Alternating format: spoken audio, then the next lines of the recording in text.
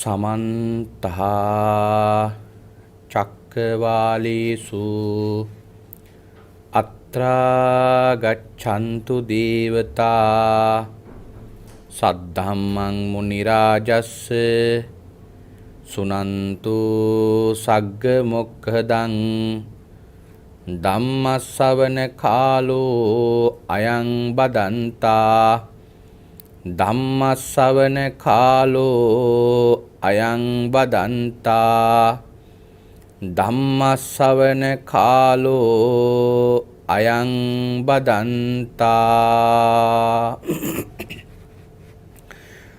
नमो तस्स भगवतो अरहतो सब्ब धम्मेषु अपटिहत ज्ञानचारस्य दस बलधरस्य चतुर्वेशारज्य विशारदस्य सब्ब सत्तुत्तमस्य धम्मीश्वरस्य धम्मराजस्य धम्मस्वामिस्य तथागतस्य सब्बन्युनो सम्मा सम्बुद्धस्य नमो तस्य भगवतो अरहतो सब्ब धम्मेषु अपटिहत ज्ञानचारस्य दस बलधरस्य चतुर्वेशारज्य विशारदस्य सब्ब सत्तुत्तमस्य धम्मीश्वरस्य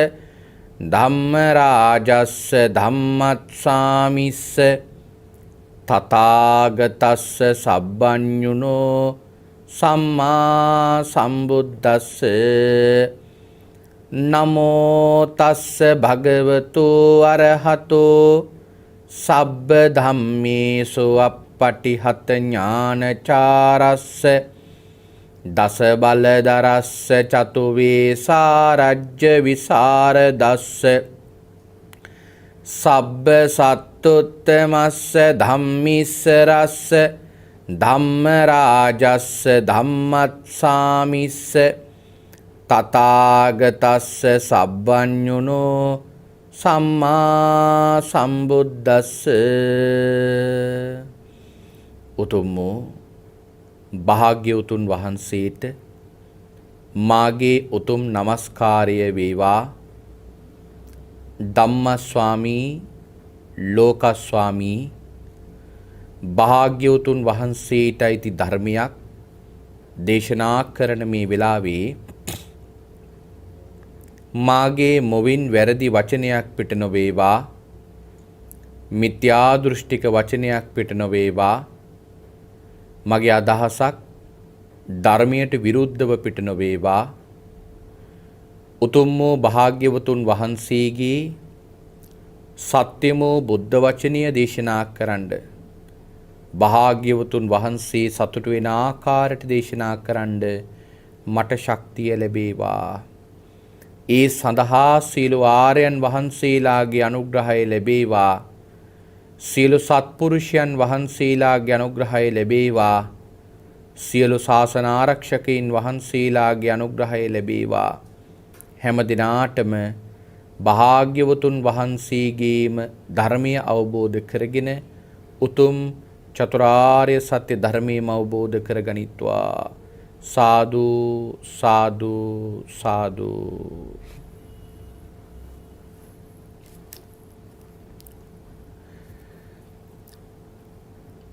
ධර්ම ශ්‍රවණාබිලාසී ශ්‍රද්ධා බුද්ධි සම්පන්න කාරුණික පින්වත්නි, අද මේ පින්වත් හැමදෙනාම මේ වෙලාවේදී බලාපොරොත්තු වන්නේ භාග්‍යවත් අරහත් සම්මා සම්බුදුරජාණන් වහන්සේ විසින් ඔබෙත් මගෙත් නිවන පිණිස මහා කරුණාවෙන් දේශනා කොට වදාළ සුවාසෝ දහසක් ධර්මස්කන්ධයන් අතරින් ඊ타ත්ම වටින ධර්ම කාරණාවක් ශ්‍රවණය කරන්නටයි. අද දේශනාව සඳහා මා මාතෘකා කර ගන්නට අදහස් කරගත්තා පේතවත්තු පාළිහි සඳහන් එක්තරා ගාථා රත්නයක් මූලික කරගෙන. සෝහං නෝන ඊතෝ ගන්්වා යෝනින් ලද්ධාන මානුසින් වදඤ්ඤු සීල සම්පන්නෝ කාහාමි කුසලං බහුම්. අපේ භාග්‍යවතුන් වහන්සේ මේ ගාථා රත්නය දේශනා කළේ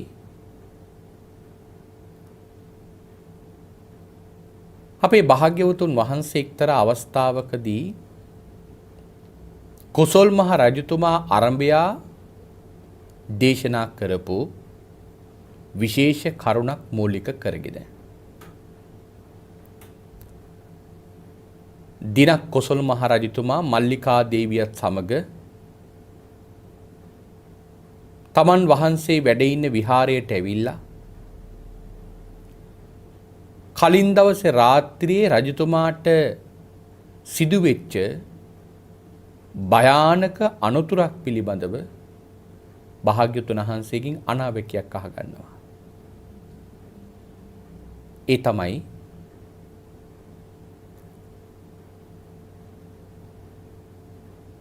රජතුමා කියනවා ස්වාමීනි ඊ රාත්‍රියේ මහා භයානක දෙයකට මම මුහුණ දුන්නා. මහා ශබ්දයක් ඇවිල්ලා ස්වාමීනි මට එක පාරටම අකුරු 4ක් ඇහුණා.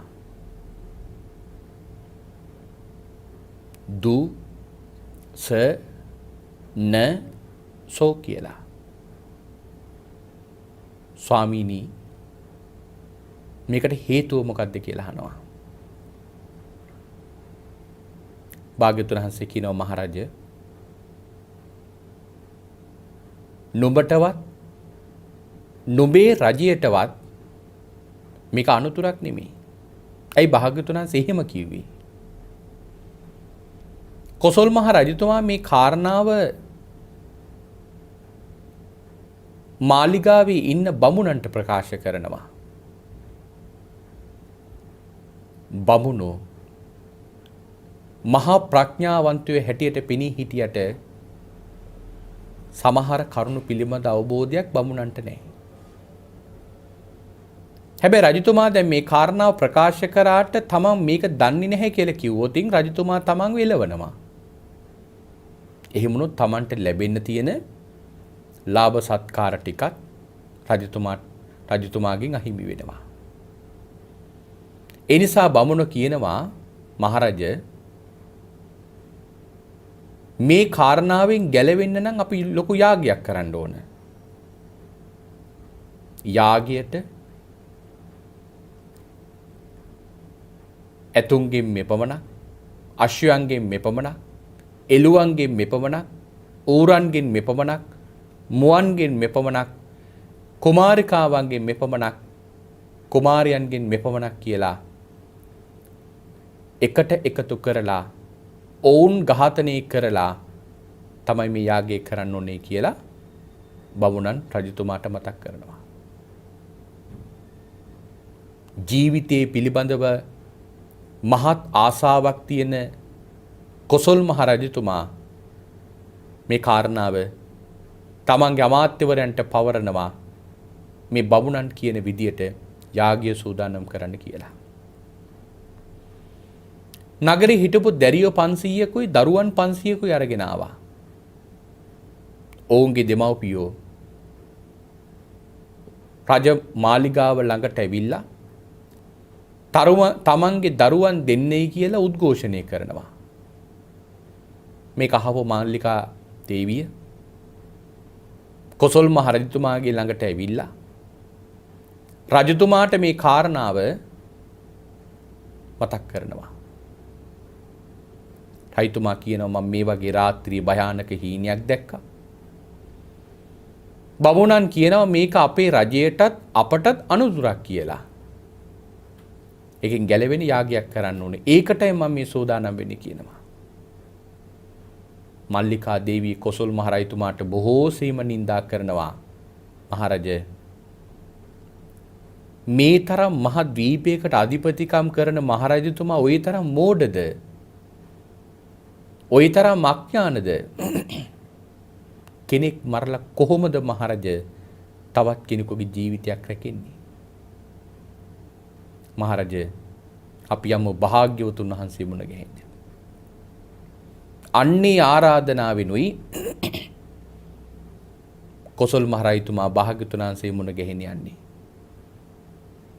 එනිසා භාග්‍යවතුන් වහන්සේ කියන්නේ මහරජ නුඹටවත් නුඹේ රජයටවත් මේ අනුතුරක් නෙමෙයි.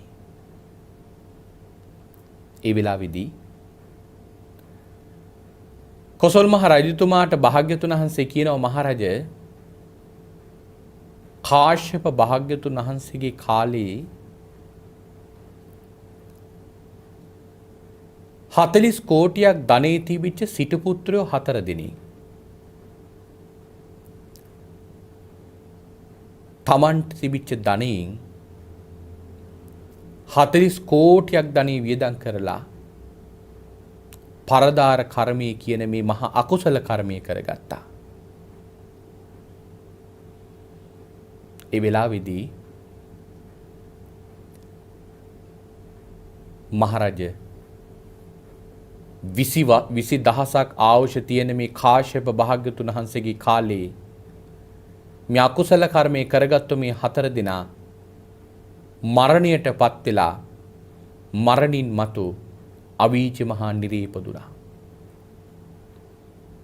එක බුද්ධාන්තරයක් අවීචි මහා නිරේ පැවුණා. මහරජේ බුද්ධාන්තරෙන් අවීචි මහා නිරේ පැහිලා එයින් ගොඩට ඇවිල්ලා ඒ 4 දෙනා වැටුණ ලෝකුඹ කියලා අනු නිරේකට. ඒ ලෝකුඹ නිරේ මහරජ අදටත් ඒ 4 දෙනා දුක් විඳිනවා. අවුරුදු 30000ක් යට යනවා. අවුරුදු 30000ක් උඩට එනවා. සම්පූර්ණයෙන් අවුරුදු 60000ක් මේ 4 දෙනා ලෝකුඹ නිරේ පැහුණා. මොකද මේ ලෝකුඹ නිරේ කියන්නේ? ලෝකුඹ නිරේ කියලා කියන්නේ යකඩ උණු වෙලා රත් වෙලා ගලන නදියක් තියෙන නිරයක්. කවුරු හරි කෙනෙක් මේකට වැටුනොත් අවුරුදු 30000ක් දෙවි දෙවි යට යනවා. තවත් අවුරුදු 30000ක් දෙවි දෙවි උඩට එනවා. අවුරුදු 60000ක් මේ ලෝකුඹ නිරේ පැහෙනවා. 60000කට පස්සේ ඒ නිරිසත්වය 4 දෙනා උඩට එනකොට තමන් විඳින දුක පිළිබඳව ගාථා 4ක් කියන්න උත්සාහ කරනවා. ඒ වෙලාවේදී පින්වත්නි එක්කෙනෙක් ගාථාව පටන් ගන්නවා දුජ්ජීවිත මජිව්හම්හ යේසන්තෝ දදන්හසෝ කියලා ගාථාවක්. නමුත් එයාට කියාගන්න පුළුවන් කමක් ලැබෙන්නේ දෝ කියන අකුර විතරයි. ඊළඟට දෙවෙනි කෙනා සට්ටිවස්ස සහස්සානී කියලා ගාථාවක් කියන්න පටන් ගන්නවා. නමුත් කියාගන්න ලැබෙන්නේ ස කියන අකුර විතරයි. තුන්වෙනි කෙනා නත්තියන්තෝ කුතෝ අන්තෝ කියලා ගාථාවක් කියන උත්සාහ කරනවා. නමුත් එයාට කියාගන්න පුළුවන් කමක් ලැබෙන්නේ න කියන අකුර විතරයි. හතරවෙනි කෙනා සෝහං නෝන ඊතෝ ගන්්වා කියලා ගාථාවක් කියන පටන් ගන්නවා. කියාගන්න ලැබෙන සෝ කියන අකුර විතරයි. මහරජ ආන්නේ හඬවල් 4යි ඔබට ඔය ඇහුනේ. දු ස න සෝ කියලා. පින්වත්නි ඒ ගාථා 4න් එක ගාථාවක් තමයි අදමා මාතෘකා කරගත්තේ ඔබට දේශනා කරන්න. මොකද මේ ගාථාවේ අර්ථය සෝහං නෝන ඊතෝ ගන්්වා යෝනින් ලද්ධාන මානුසින් වදඤ්ඤු සීල සම්පන්නෝ කාහාමි කුසලං බහු. අපි හැම දිනාම මේ මහා නිර්යන් වල පැහෙන කාලේ නිරිසත්වයෝ හැටියට නිරිපල්ලු දුක් දෙන කාලේ ඒ නිරිසත්වයෝ වෙලා උපන්න කාල වකවානු වල අපි කෑ ගගහ කියපු කරුණා. මම කවදා හරි දවසක මේ දුකෙන් නිදහස් වෙනවා. මම මේ දුක්ඛිත දුගති භවයෙන් කොයි වෙලාවක හරි නිදහස් වෙනවා. එහෙම නිදහස් වෙන දවසේ මම ගිහිලා කොහේ හරි තැනක මනුෂ්‍ය භවයක උපදීනේ. ඒ මනුෂ්‍ය භවයේ උපන්න කාලේ උපදිනකොට මම අනිත් කිසිම දෙයකට කාලය වැය කරන්නේ නැතුව දන් දෙන්න, සිල් රකින්න, බොහෝ කුසල් වඩන්න මම වැය කරනවා. බොහෝ පින් පුරන්න මම මගේ කාලය වැය කරනවා. මම ඉතුරු වෙන අන් වෙලාවේ තමයි අනිත් වැඩ කටයුතු මම කරන්නේ. පිටකති අද බොහෝ දෙනෙක් හැසිරෙන හැසිරීම දිහා බලද්දී ඔබ හිතලා බලන්න ඇත්තටම ඒ හැසිරෙන පිරිස මොන වගේ අවබෝධයකින්ද හැසිරෙන්නේ? අද පින්වත්නි බොහෝ දෙනෙක් වැඩිපුර කාලය වැය කරන්නේ සසර නවතන දේවල් වලට නෙවෙයි, සසරේ ගමන් කරන දේවල් වලට. පින්වත්නි මෙහෙම මේ සංසාරයට ඇලි ඇලි යන ගමනේ අපි තව කොච්චර කාලයක් මේ සංසාරේ ගමන් කරයිද? මේ වන කම් අපි සංසාරේ අප්‍රමාණ කාලයක්, දීර්ඝ කාලයක් මේ සංසාර ගමනේ අපි ආවා. තවත් අපිට කොච්චර කාලයක් නම් යන්න තියෙනවද? ආපු ගමනට වඩා සිය දහස් අසංඛ්‍ය ගණන් වැඩි වෙන විදියට අපිත් පින්වතුනි දැන් මේ වෙනකොට සංසාරේ හදලා ඉවරයි. අපිට මේ දුක් කොච්චර කල් විඳින්න තියෙනවද? අපිට මොකද්ද පින්වතුනි මේකේ තියෙන භයානකකම? අද ඔබත් මමත් මනුෂ්‍ය භවයක් ලබලා තියෙනවා. සමහර දෙනෙක් සැප විඳිනවා, සමහර දෙනෙක් දුක් විඳිනවා.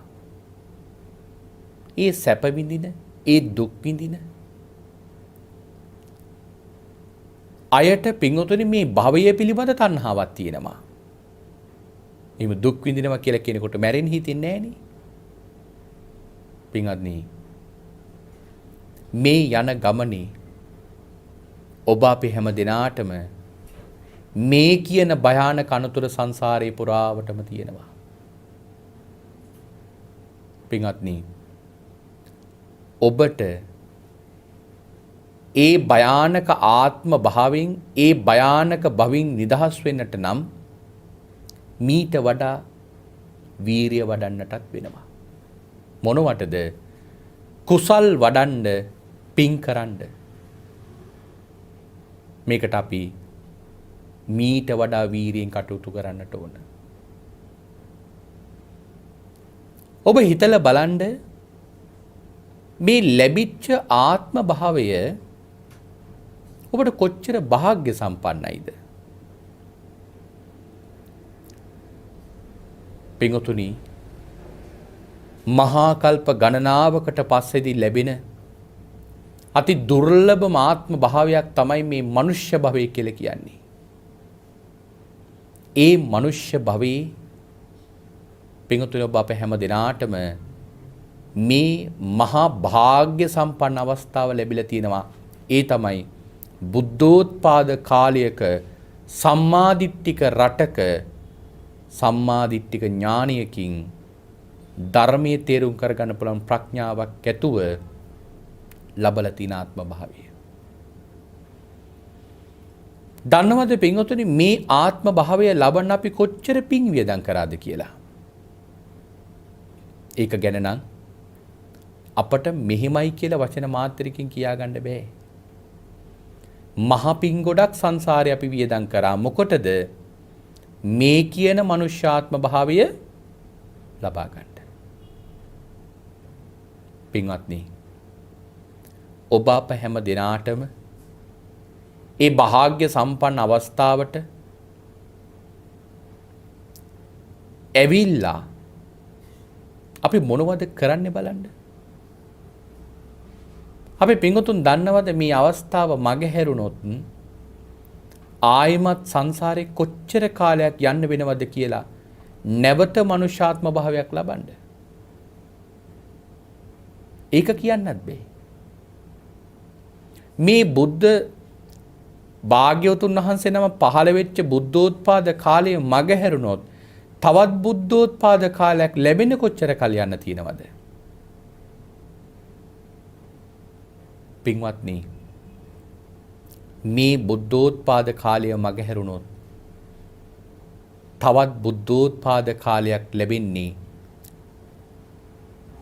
තවත් එක අන්තර්කල්පයකින්. ඒ තමයි මෛත්‍රී භාග්‍යවතුන් වහන්සේ පහළ වෙන කාලය. අන්තර්කල්පයක් කියන්නේ අති දීර්ඝ කාලයක්. අන්තර්කල්පය ගණනකින් කිව්වොතින් කොච්චර තව අවුරුදු ගාණක් ඉන්න වෙනවද කියලා මනුස්ස වර්ෂ වලින් අපේ ධර්මයේ කාරණාව විස්තර කරලා තියෙනවා. පින්වතුනි, කාසංඛ්‍යයක් අසංඛ්‍ය කියන ඉලක්කම ඔබ දන්නවා. අසංඛ්‍ය කියන්නේ 1 ලියලා බිංදු 140ක්. අපි අර අංක ලියලා බිංදු 5ක් ලිව්වොත් ලක්ෂය කියනවා වගේ අංක 1 ලියලා බිංදු 140ක් ලිව්වොත් ඒකට කියනවා අසංඛ්‍ය කියලා. පින්වත්නි, ආන් ඒ ඉලක්කම වැඩි කරන්න ඕන කීයෙන්ද? 86,40,000 කින් ඉලක්කමයි. අපි හිතමු ඕක වැඩි කරෙන් පස්සේදී ලැබෙනවා නම් උත්තරයක් අන්නේ ගණන වර්ෂ වලින් ගත්තයින් පස්සේදී තමයි මෛත්‍රී භාග්‍යතුන් වහන්සේ පහළ වෙන්න යන වර්ෂ ගාන. එච්චර අති දීර්ඝ වර්ෂ ප්‍රමාණයක් ඉන්න වෙනවා මෛත්‍රී භාග්‍යතුන් වහන්සේ පහළ වෙන්න. එතකොට පින්වතුනි, හිතන්න ඒ මෛත්‍රී භාග්‍යවතුන් වහන්සේ බැරි වෙලාවක් අපට මග හැරුණොත් තවත් කොච්චර කාලයක් ඉන්න වෙයිද? පින්වත්නි, ධර්මයේ විස්තර කරලා තියෙනවා අර ගත්තු මහ අන්තර්කල්පය, ඒ කියන්නේ 1.140 කියන ඉලක්කම 86,40,000න් වැඩි කරලා ලැබෙන පිළිතුර අපි හිතමු x කියලා ගයක් ගමුකෝ. ඒ පිළිතුර වැඩි කරන්න ඕන 256. අපි හිතමු ඒ ආපු පිළිතුරට අපි y කියලා යොදමු. අන්න ඒ පිළිතුර ආයෙමත් වැඩි කරන්න ඕන 1.140 කින් ඉලක්කමයි. මෛත්‍රී භාග්‍යවතුන් වහන්සේගේ සම්බුද්ධ ශාසනය අපට අත්හැරුණොත් එපමණ කාලයක් මේ සංසාරේ ඉඳ වෙනවා තවත් බුදුරජාණන් වහන්සේ නමක් මුණ ගැහෙන්න. එහෙමනම් පින්වත්නි, ඔබත් මමත් මේ යන සංසාර ගමනේ අපට කොච්චර භයානක අනතුරකටද මේ ඉස්සරහට මුහුණ පාන තියෙන්නේ. ඒ නිසා පින්වතුනි, මේ ලැබිච්ච මොහොත, මේ ලැබිච්ච ෂණය නිර්පරාදී ප්‍රමාදී පුද්ගලයෙක් හැටියට නම් කටයුතු කරන්නට එපා. අඩුතරමේ සසරට යනකොට අවශ්‍ය කරන මගවියදන් ටිකක්වත් එකතු කරගන්න උත්සාහ කරන්න. හරියට මහා නිදානයක් ලැබුණා හා සමානයි මේ ලැබිච්ච ආත්ම භාවය. ආයේ කවදානම් මේ වගේ ජීවිතයක් අපට ලැබෙයිද? හිතන්න එපා මේ ආත්මී අපි මේ භවය අත්හරනකොට ඊළඟ භවෙත් මේ වගේම ලංකාවේ මනුෂ්‍යාත්මයක් ලබයි කියලා. මොකද කෙනෙක් මැරිලා මතු භවයක උපදින මොහොත ඊටාම සුළු ක්ෂණයයි තියෙන්නේ. පුංචි වෙලාවකින් ඊළඟ ආත්ම භාවය උපදිනවා. සමහර අයට තියෙනනේ පින්වතුනි වැරදි අදහසක්. කෙනෙක් මැරිලා දින 7ක් යනකම් මේ අවකාශයේ ඇවිදිනවලු උපදින තැනක් තෝරගන්න. එහෙම තියෙනවනම් කොච්චර පහසුද කියලා බලන්න. උපදින්න තැනක් තෝරගන්න තියෙනවනම් ඒක කොච්චර පහසුයිද කියලා බලන්න. ඇයි ඒ? පින්වතුනි දින 7ක් ඕන නෑ. දවස් 7ක් තිබුණත් පින්වතුනි ප්‍රමාණවත්. දවස් දින 7ක් ඕන නෑ, පැය 7ක් තිබුණත් ප්‍රමාණවත් උපදින තැන තෝරගන්න.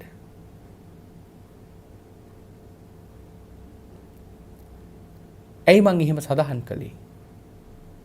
අපි නිදර්ශනයක් ගමු. රටේ ජනාධිපතිතුමා අපට කියනවා පර්චස් 20ක ඉඩමක් පෙන්වන්න.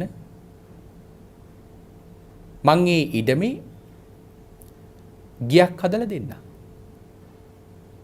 ජීවත් වෙන වාසස්ථානයක් හදලා දෙන්න. අපි ජනාධිපතිතුමාට ඔය ඉඩම කොයි වගේ ප්‍රදේශයකින් පෙන්නයිද? ලංකාවේ ඕනම තැනකින් පෙන්වන්නයි කියලා කිව්වොත් අපි කොහෙන් පෙන්නයිද? මොනරාගලින්, අම්පාරෙන්, නැගෙනහිරින්, උතුරෙන් එහෙම පෙන්නයිද? නෑ. අපි ඉස්සර වෙලාම බලනවා ඔයි කියන ඉඩම කොළඹ හතින් ගන්න පුළුවන්ද කියලා. කොළඹින් ගන්න බැරි වුණොත් ඒ ආසන්නම තැනකින් ගන්න බලනවා. පින්වත්නි,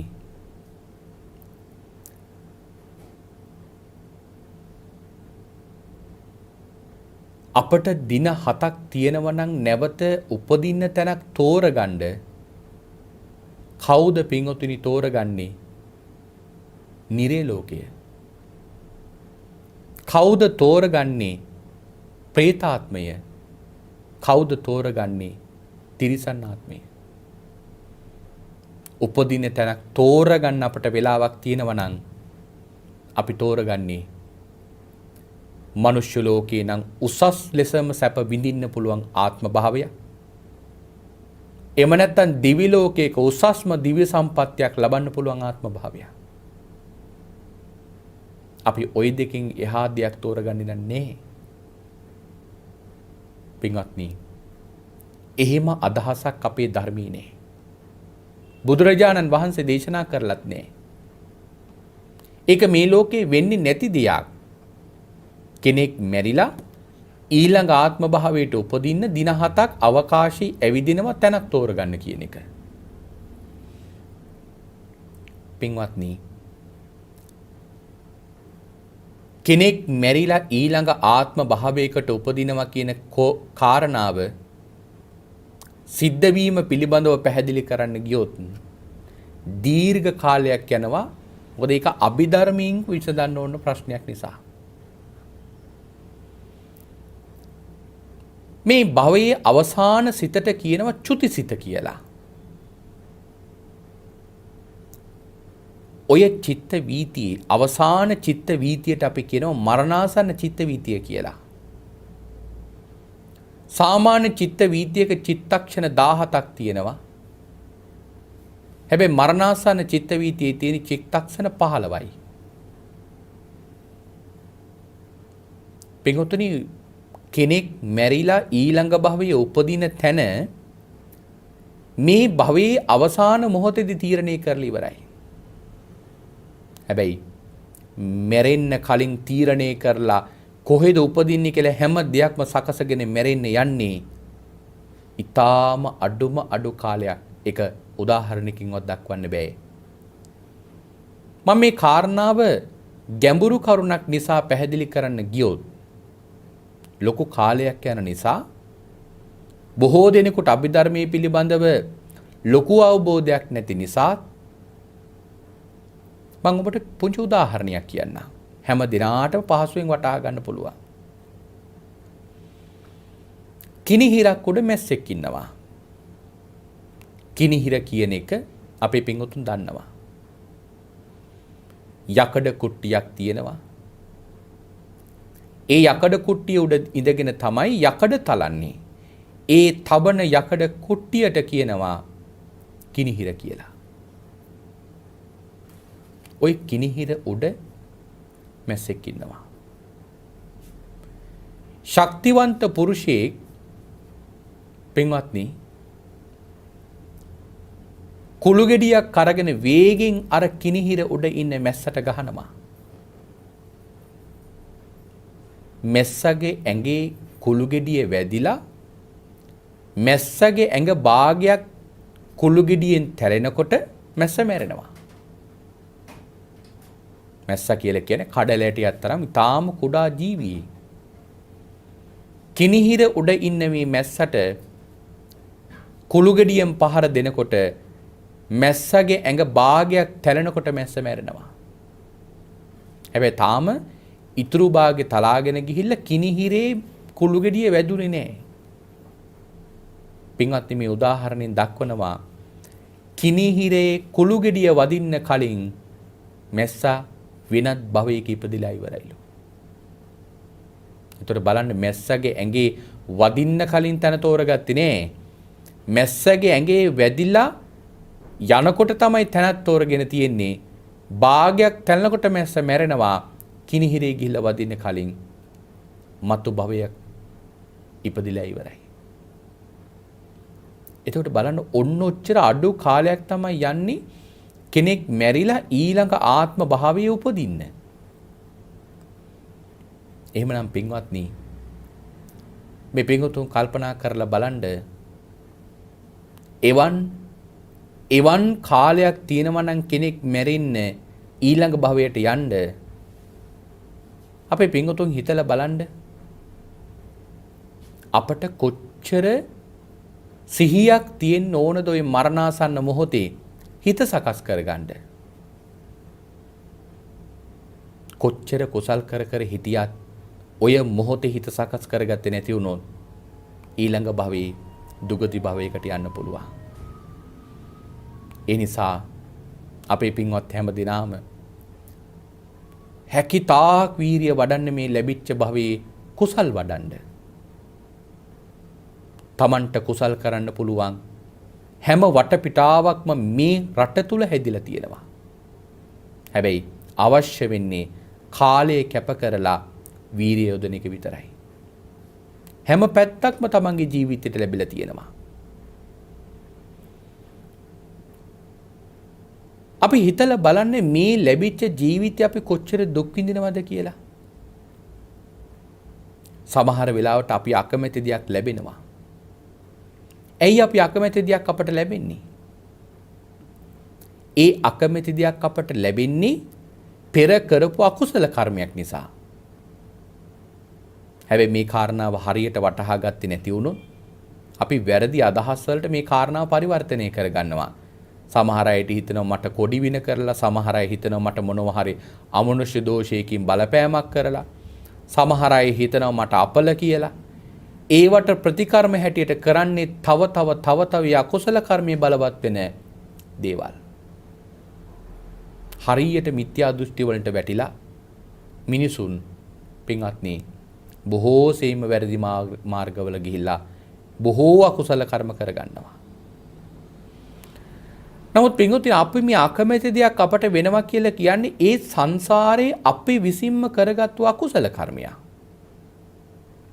යකුසල කර්මයක අකුසල විපාකයක්. පින්වත්නි, ඒ කාරණාව අපි මනාකොට වටහා ගත යුතු කරුණා. මොකද ඒ කාරණාව පෙර භවයේ කරපු අකුසල කර්මයකුයි අපි මේ අකමැති දෙයක් ලැබෙනකොට විඳින්නේ. අපි කැමති දෙයක් විඳින්නේ. පෙර භවයේ කරපු කුසල කර්මයක්. ඒ කුසල විපාකයකුයි අපි මේ කැමති දෙයක් හැටියට විඳින්නේ. පින්වත්නි, මෙන්න මේ කාරණාව අපි නුනුවණින් වටහා ගත යුතු කාරණාවක්. පින්වතුනි, ඒ කරුණ අපිට තේරුම් කරගන්න නම් අප තුළ හොඳ සිහියක් තියෙන්නට ඕන. අප තුළ හොඳ ප්‍රඥාවක් තියෙන්නට ඕනේ සඳහා. නැත්තම් අපි බොහෝ වැරදි අදහස් වලට අපේ ජීවිතය යන්න පුළුවන්. ඔය සමහර අයට හිතෙනවා හොඳ කර කර යනකොට බහුල ලෙස කරදර ඇති වෙනවා. ඒව ගැන හිතද්දි සමහර දෙනෙකුට හිතෙනවා මේ හොඳ කරන අයට ඇයි මේ තරම් කරදර කියලා. ඊළඟට නරක කරන අය දිහා දැකලා අපි හිතනවා මේ මිනිසුන්ට වෙන යහපත් දේවල් දිහා දැකලා නරක කරන මිනිසුන්ට නේ හොඳ දේවල් වෙන්නේ. පිටුතුනි, මෙහෙම ධර්මතාවයක් මේ ලෝක ස්වභාවය තුල නැහැ. හොඳ කරන කෙනාට නරකක් වෙන්නවත් නරක කරන කෙනාට හොඳ වෙනවා කියලා එකක්වත් නැහැ. ඒක හරියට කියනවා නම් කොස් ඇට ඉඳලා කවදාවත් අඹ පැල අපට ලැබෙන්නේ නැහැ වකි. කොස් ඇටයක් හිටෙව්වොත් ලැබෙන්නේ කොස් පැලයක්.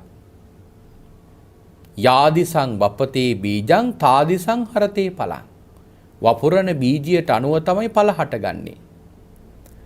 කල්යාණකාරී කල්යාණං පාපකාරීච පාපකං. යහපත් දෙයක් කරොත් යහපත ලැබෙනවා. නරක දෙයක් කරොත් නරකක් ලැබෙනවා. නමුත් අපිට සමහර වෙලාවට පේනවා මේ හොඳ කරන අයට පින්වතුනි නරක වෙනවා. හැබැයි හොඳ කරන නිසා නෙමෙයි නරක වෙන්නේ. අපි මේ කාරණාව ටිකක් තේරුම් කරගමු. පින්වත්නි, හොඳ කරන අයට නරකක් වෙනවා කියලා එකක් නැහැ. ඒ තමන්ට යම් නරකක් වෙනවා නම් පෙර භවයේ ඉඳලා තමන් මේ භවයේ විඳින්න ගෙනාපු අකුසල කර්මයක්. ඒක කොහොමද තමන් විඳින්න ගෙනාපු අකුසල කර්මයකුයි ඒ විඳින්නේ. පින්වතුනි, නරක කරන කෙනෙකුට හොඳක් වෙනවා කියලා එකක් නැහැ. ඒ කෙනා කොහොමත් මේ භවයේ විඳින්න ගෙනාපු කුසලයකුයි ඒ විඳින්නේ. හැබැයි මෙහෙම දෙයක් වෙන්න පුළුවන්. තමන් හොඳ වැඩ කරන්න මේ භවයේ විඳින්න තියෙන අකුසල කර්මයේ තිබෙන ප්‍රබලත්වය අඩු කරගන්න පුළුවන්. සමහර ඒවා නැති කරගන්නත් පුළුවන්, සමහර ඒවා අඩු කරගන්නත් පුළුවන්. ඒක කොහොමද වටහා ගන්නෙ? අපි මෙහිම හිතමු. ඔන්න කෙනෙක් මේ භවයේ ගෙනල්ලා තියෙන අකුසල කර්මයක් තමන් සන්තක තියෙන සියලු බඩු ටික නැති වෙලා තමන්ගේ ජීවිතයත් නැති වෙන කර්මයක්. ඔන්න දැන් තමන්ට විඳින්න තියෙනවා. පින්වතුනි, මේ ජීවිතේ බොහෝසෙයිම කුසල් වඩ ජීවත් වෙන කෙනෙක්. දැන් තියෙන කර්මය තමයි තමන්ගේ තියෙන සියලු බඩු ටික නැති වෙලා තමන්ට ජීවිතයත් අහිමි වෙන කර්මයක්. අපි හිතමු ඕක වෙන්නේ මෙහෙම කියලා. ගෙදර තමන් ඉන්නකොට මංකොල්ල කන පිරිසක් ගෙදරට ඇවිල්ලා ඒ පිරිසත් ගෙදර තියෙන බඩු ටිකක් පැහැරගෙන තමන්වත් ඝාතනය කරලා යනවා. ඕක තමයි දැන් විඳින තිර කර්මය. හැබැයි මේ භවයේ කරන කුසල් වල ප්‍රබලත්වය නිසා මෙන්න මෙහෙම දෙයක් වෙන්න පුළුවන්. බඩු ටික නැති වෙන්න පුළුවන්, ජීවිතය රැකෙන්න පුළුවන්. අර ගෙවන්න තිබිච්ච කර්මය ප්‍රබලත්වය අඩු වෙන්න පුළුවන්. ඒතර තමන්ගේ ජීවිතය රැකුණා කියන එක කොච්චර වටිනවද? නමුත් ඒක ගෙවන්න තිබිච්ච එකක්. හැබැයි අර කුසල් වල බලවත්කම නිසා ජීවිතේ රැකුණා. එහෙම සමහර අවස්ථාවන් වලදී වෙලා තියෙනවා. නරක කරන කෙනෙකුට හොඳක් වෙනව කියලා එකක් නැහැ. ඒ නරක කරන කෙනාටත් කොහොමත් නරකක්ම තමයි වෙන්නේ. නමුත් පෙර භවයේ ගෙන ආපු කුසලයක් තියෙනවා නම් ඒක නිසා ඒ කෙනාට නරකක් වෙන්න පුළුවන්. ඒක හොඳ දෙයක් වෙන්න පුළුවන්. ඒක බුදුහාමුදුරු මෙන්න මෙහෙම උදාහරණයකින් කියලා තියෙනවා. දැන් හොඳ දේ කරන කෙනාට නරකක් වෙනවා කියලා කියන්නේ මම සඳහන් කරා පෙර ගෙනාපු අකුසල කර්මයක් මේ ආත්ම භාවයේ Taman ගෙවනවා කියන එකයි. පින්වතුනි, ඒ කෙනාට තමන්ගේ තිබෙන අකුසල කර්මී ප්‍රබලත්වය අඩු කරගන්න පුළුවන් අර කුසල් කරන නිසා. උදාහරණයක් කියනවා මෙන්න මෙහෙම. එක්තරා මිනිස්සෙක් තැනකින් එළුවෙක් හොරකම් කරනවා. මේ හොරකම් කරපු මිනිසයා ටිකක් දුර්වලයි, ලොකු බලයක්, ධනයක් තියෙන කෙනෙක් නෙවෙයි, සාමාන්‍ය හොරෙක්. මේ හොරාව අල්ලගෙන ගිහලා රජතුමාට දුන්නම රජතුමා දඬුවම් දෙනවා. සමහරකට ගහන්න පුළුවන්, හිරේ දාන්න පුළුවන්, අතපය කපන්න පුළුවන්, සමහර වෙලාවට මරන්නත් පුළුවන්. හැබැයි අපි හිතමු රටේ රජතුමා ඔය හෙළුවා හොරකම් කරා කියලා. රටේ රජතුමා ඔය හෙළුවා හොරකම් කරනවා. එහෙම නැත්නම් රටේ මහා සිටුවරයෙක් කොහොම එළුවෙක් හොරකම් කරනවා. එළුව අයිතිකාර මිනිස්සයාට ගිහිල්ලා ඒකට විරුද්ධව අර කලින් කිනාට වගේ සාධාරණයක් බලාපොරොත්තු වෙන්න බෑ. ඒ මනුස්සයට ඕන මෙහිම විතරක් ගිහිල්ලා කියන්න පුළුවන්. රජතුමාට කියන්න පුළුවන්, මහරජ මට ඔය එළුව විතරයි මගේ ජීවිතේ රැකගන්න හිටියේ. මහරජ ඔබ වහන්සේට පුළුවන් නම් මට ඔය එළුවගේ වටිනාකමින් භාගයක් හරි දෙන්න. එච්චර ඉල්ලන්න පුළුවන්. ඒ වෙනුවෙන් නීතිමය වශයෙන් ක්‍රියාත්මක වෙන්න බෑ. ආන්නේ වගේ තමයි පින්වත්නි. කුසල් වලින් බලවත් වුණාම අකුසල් තමන්ගේ ළඟට එනකොට ඒ අකුසල් වල තිබෙන බලය ටිකක් අඩු කරන්න පුළුවන්. ඒ නිසා කවුරුවත් හොඳ වැඩ කර කර යද්දී කිසිම වෙලාවක තමන්ගේ හොඳ දේ නතර කරන්න උත්සාහ කරන්න එපා. පුළුවන් තරම් ඒ හොඳ ක්‍රියාව ප්‍රගුණ කරගෙන ඉදිරියට ගමන් කරන්න උත්සාහ කරන්න. ඒ නිසා ලැබූ ආත්ම භාවයේ පුළුවන් තරම් කුසල් වඩන්න, ලැබිච්ච මේ මොහොතේ පුළුවන් තරම් කුසල් වඩන්න බලන්න. මතු භවයට අවශ්‍ය කරන මග වියදම් සම්පාදනය කරගන්න. නිවන් දකින જાතියේදී ඔබට කාන්තේම මේ කරන පින ඔබට පිළිසරණක් වෙනවා.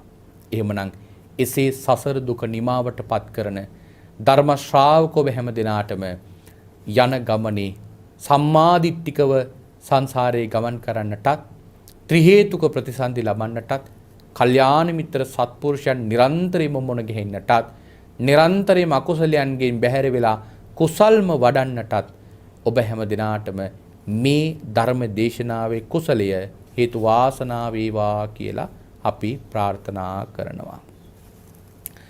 අද දේශනාවේ දායකත්වයේ දරන්නේ බුත්තල මහගොඩ යාය ගඟේ යායේ ලිපිනේ පදිංචි ආර්.එම්. නිමල් මහත්මයා සහ ආර්.එම්. කුසුමාවති මහත්මිය සහ ආර්.එම්. රොෂාන් කුමාර පුතුණුවන් ඇතුළු පින්වන්ත පිරිස. ඒ පින්වතුන් බලාපොරොත්තු වෙනවා සුජීවත්ව සිටින පවුලේ පින්වත් සියලු දෙනාටම නිදුක් නිරෝගී සුවය ප්‍රාර්ථනා කරන්නට. ඒ හැම දිනාටම නිදුක් නිරෝගී සුවය ලැබේවා, චිර ජීවනයේ ලැබේවා, කායික මානසික සුවපත් භාවය සැලසේවා කියලා අපි මේ වෙලාවේ සෙත් ප්‍රාර්ථනා කරලා ආශිර්වාදේ කරනවා. දේශකයාණන් වහන්සේ වන අපටත් සියලු මහා සංඝ රත්නයටත් ආශිර්වාදේ කරනවා. ඒ හැම දිනා වහන්සේලාටම මේ සියලු කුසල් බලයෙන් හැම යහපත උදා වේවා. සියලු බලාපොරොත්තු අපේක්ෂාවන් මුදුන්පත් කරගෙන සම්බුද්ධ ශාසනය වෙනුවෙන් මහත් ශාසනික සේවයක් කරන්නට ශක්තිය ධෛර්යය ලැබේවා කියලා අපි මේ වෙලාවේ සිත ප්‍රාර්ථනා කරනවා. ලංකාවාසී ලෝකවාසී හැම දිනාටමත් මේ සියලු කුසල ධර්මයේ බලයෙන් නිදුක් භව නිරෝගී භව සැලසේවා කියලා සිත ප්‍රාර්ථනා කරනවා. ඒ වගේම මියගිය ආර්.එම්. ගුණරත්න පියාණන් ප්‍රධාන සියලු ඥාතීන්ට පින් අනුමෝදන් කරන්නටත් මේ වෙලාවේ බලාපොරොත්තු වෙනවා. එහෙමනම් මේ පියාණන් ප්‍රධාන සියලු ඥාතීන් පින් අනුමෝදන් වේවා. පරලෝකීය වශයෙන් සුවපත් වේවා. ප්‍රාර්ථනා කරන බෝධියකින් උතුම් චතුරාර්ය සත්‍ය ධර්මයම අවබෝධ වේවායි අපි මේ වෙලාවේ සාදු කියා පුණ්‍යානුමෝදනා කරමු. එහෙමනම් රැස් කරගත්තා වූ සීල කුසල ධර්මයන්ගේ බලයෙන් පින්වත් ඔබ හැම දිනාටම මේ කුසල් අනුමෝදන් වේවා. ඔබ අප හැම දිනාටමත් කෙටිම කාලයකින් පහසුම ආකාරයෙන් සුඛ සහගත ප්‍රතිපදාවෙන් සියලු දුකින් මිදෙම්වා. මේ සියලු කෙලෙස් බරින් නිදහස් වෙම්වා. අජර වූ අමර වූ නිවන ලැබ සැනසෙන්නට මේ කුසල් උතුම් පාරමිතාවක්ම වේවායි සාදු සාදු සාදු කියා ප්‍රාර්ථනා කරගමු. ආකාසට්ඨා ච බුම්මට්ඨා දේවා නාග මහිද්దికා පුඤ්ඤන්තං අනුමෝදිත්වා චිරන් රක්ඛන්තු සම්මා සම්බුද්ධ ශාසනං. ආකාසට්ඨා ච බුම්මට්ඨා දේවා නාග මහිද්దికා පුඤ්ඤන්තං අනුමෝදිත්වා චිරන් රක්ඛන්තු සම්මා සම්බුද්ධ දේශනං. ආකාසට්ඨා ච බුම්මට්ඨා දේවා නාග මහිද්దికා පුඤ්ඤන්තං අනුමෝදිත්වා චිරන් රක්ඛන්තු සම්මා සම්බුද්ධ ශාවකං.